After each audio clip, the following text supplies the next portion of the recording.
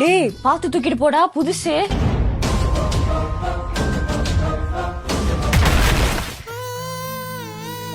எருமை ஒரு வேலையை கூட உருப்படியா பண்ண மாட்டியா? நான் சம்பாரிச்ச காசுலாம் நாசமா போதே. புதிய நிலா பொழிகிறதே. உன் போன் வீணா போச்சுன்னு சொன்னதானே?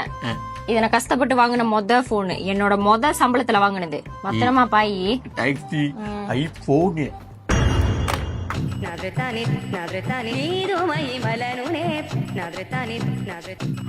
கீதா, இங்க இருந்து கல்லு விட்டடிப்போம். யாரோட கல்லு தூரமா போகுதுன்னு பாப்போமா? டேய் வேணடா, நான் காடியை வேற எங்கதான் பார்க் பண்ணிருக்கேன். காடி மேல கல்லு பட்டுச்சுன்னா கதையாயிரும். வேற எங்கேயாச்சும் போவா? காரு அங்க இருக்கு, அதெல்லாம் படாது. டேய் வேணாடா. நான் குறி வச்சா எறை உள்ளோ.